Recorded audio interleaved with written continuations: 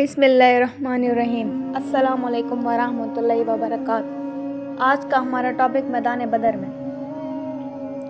پھر نبی کریم صلی اللہ علیہ وآلہ وسلم نے اس کچے کنویں کو ایک حوض بنوایا جہاں اسلامی لشکر نے پڑاؤ ڈالا تھا۔ آپ صلی اللہ علیہ وآلہ وسلم نے اس میں پانی بھروا دیا اور ڈول بنوا دیے۔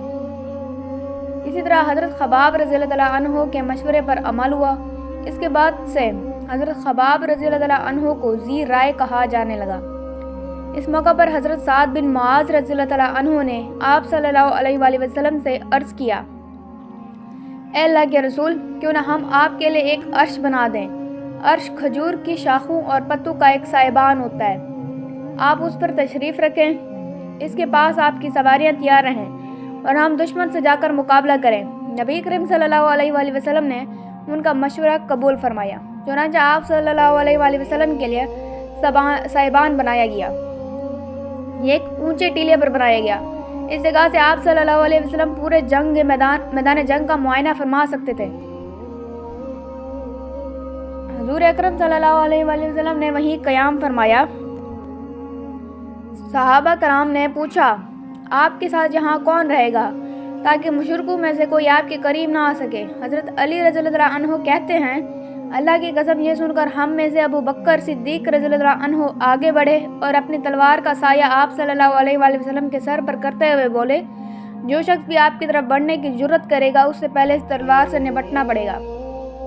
حضرت ابو بکر صدیق رضی اللہ عنہ کے ان جرت مندانہ الفاظ کی بنیاد پر حضور نبی کریم صلی اللہ علیہ وآلہ وسلم نے انہیں سب سے بہادر شخص قرار دیا۔ یہ بات جنگ شروع ہونے سے پہلے کی ہے۔ جب جنگ شروع ہوئی تو خود حضرت علی رضی اللہ عنہ بھی اس سائبان کے دروازے پر کھڑے تھے اور حضرت سعد بن معاذ رضی اللہ عنہ بھی انصاری صحابہ کے ایک دستے کے ساتھ وہاں موجود تھے، اور حضرت ابو بکر صدیق رضی اللہ عنہ اندر آپ صلی اللہ علیہ وآلہ وسلم کی حفاظت پر مامور تھے۔ اسی طرح صبح ہوئی، پھر قریشی لشکر ریت کے ٹیلے کے پیچھے سے نمودار ہوا۔ اس سے پہلے حضور اکرم صلی اللہ علیہ وآلہ وسلم نے کچھ مشرکوں کے نام لے کر فرمایا کہ فلاں اس جگہ قتل ہوگا، فلاں اس جگہ قتل ہوگا، فلاں اس جگہ۔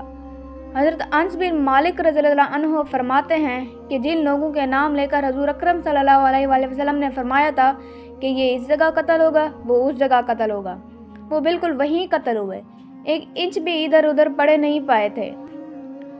حضور نبی کریم صلی اللہ علیہ وآلہ وسلم نے جب دیکھا کہ قریش کا لشکر لوہے کا لباس پہنے ہوئے ہے اور ہتھیاروں سے خوب لیس بڑھا چلا آ رہا ہے، تو اللہ رب العزت سے یوں دعا فرمائی، اے اللہ، یہ قریش کے لوگ، یہ تیرے دشمن اپنے تمام بہادروں کے ساتھ بڑے غرور کے عالم میں تجھ سے جنگ کرنے، یعنی تیرے احکامات کی خلاف ورزی اور تیرے رسول کے جھٹلانے کے لیے آئے ہیں۔ اے اللہ، آپ نے مجھ سے اپنی مدد اور نصرت کا وعدہ فرمایا ہے، لہٰذا وہ مدد بھیج دیں۔ اے اللہ، تو نے مجھ پر کتاب نازل فرمائی ہے اور مجھے ثابت قدم رہنے کا حکم فرمایا ہے، مشرکوں کے اس لشکر پر ہمیں غلبہ عطا فرما۔ اے اللہ، انہیں آج ہلاک فرما دے۔ ایک اور روایات میں آپ صلی اللہ علیہ وآلہ وسلم نے دعا میں یہ الفاظ بھی آئے ہیں، اے اللہ، اس امت کے فرعون ابو جہل کو کہیں پناہ نہ دے، ٹھکانہ نہ دے۔ غرض جب قریشی لشکر ٹھہر گیا تو انہوں نے امیر بن وہب جہمی رضی اللہ عنہ کو جاسوسی کے لیے بھیجا۔ یہ عمیر بن وہب رضی اللہ عنہ بعد میں مسلمان ہو گئے تھے اور بہت اچھے مسلمان ثابت ہوئے تھے، اور آپ صلی اللہ علیہ وآلہ وسلم کے ساتھ غزوہ احد میں شریک ہوئے۔ قریش نے عمیر رضی اللہ عنہ سے کہا، جا کر محمد کے لشکر کی تعداد معلوم کرو اور ہمیں خبر دو۔ عمیر رضی اللہ عنہ اپنے گھوڑے پر سوار ہو کر نکلے۔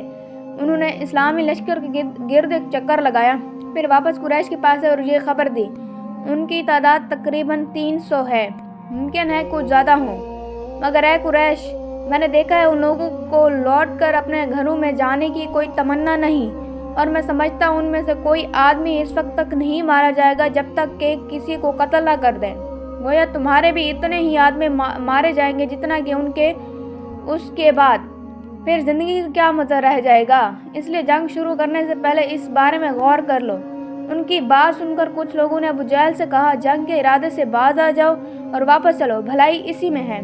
واپس چلنے کا مشورہ دینے والوں میں حکیم بن حزام بھی تھے۔ ابو جہل نے ان کی بات نہ مانی اور جنگ پر ٹل گیا۔ और जो लोग वापस चलने की कह रहे थे उन्हें बुज़दिली का ताना दिया। इसी तरह जंग टल न सकी।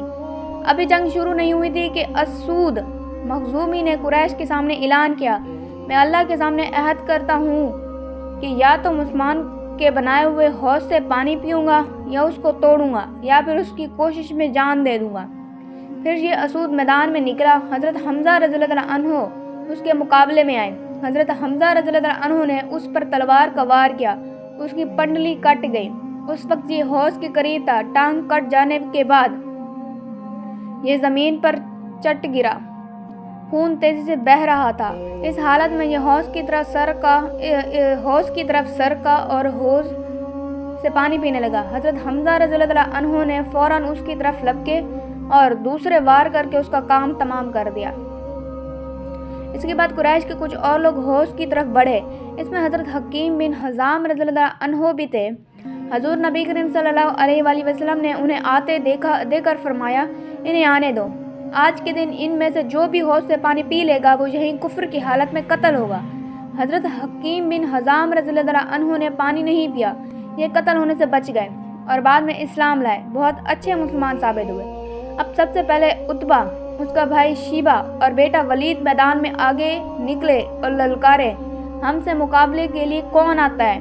इस ललकार पर मुसलमानों में से 3 इंसारी नौजवान निकले। ये तीनों भाई थे। उनके नाम मऊस, मुआज और औफ रज़ियल्लाहु अन्हुम थे। उनके वालिद का नाम उफरा था। इन तीनों नौजवानों को देखकर उतबा ने पूछा, तुम कौन है? उन्होंने जवाब दिया, हम इंसारी हैं।